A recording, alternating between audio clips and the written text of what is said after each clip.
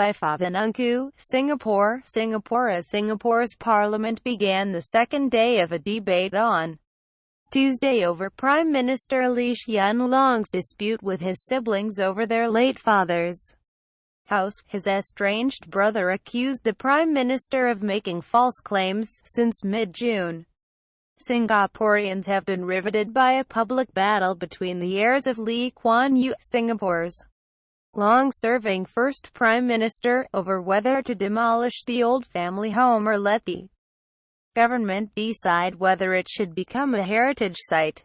Before he died in March 2015, Lee made it public that he wanted the humbly furnished home near the bustling Orchard Road shopping district to be demolished rather than turned into some kind of museum. He stated that in his last will, part of which was released by the Prime Minister's younger brother last month, but the Prime Minister has said there were deeply troubling circumstances over how the will was drawn up.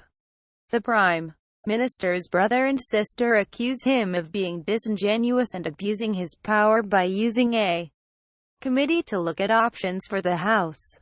Following the accusations, Prime Minister Lee called for a special sitting of Parliament to clear the air over an issue that some people say has tarnished Singapore's image. The Prime Minister has consistently denied the allegations, and on Monday laid out his side of the argument in a lengthy statement at the outset of a debate that was adjourned after 7 hours. But as lawmakers began gathering for the resumption on Tuesday, the Prime Minister's brother, Lee Hsien Loong, posted a sharp rejoinder on his Facebook page. LHL, Lee Hsien Loong has made convoluted, ultimately false claims about Lee Kuan Yew's wishes.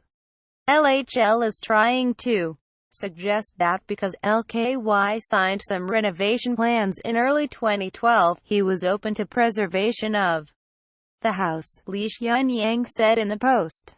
The post went on to say that Lee Kuan Yew's desire for the house to be demolished was unwavering, and that any consideration of alternatives was only because Lee Hsien Loong had led him to believe that the house at 38 Oxley Road would be gazetted. If he changed his mind on demolition, he would have made it known in a clear and public fashion. He never did, Lee Hsien Loong wrote. Lee Hsien Loong and his sister, Lee Wei Ling, want the house to be demolished once Lee Wei Ling ceases to live there, in accordance with their father's will.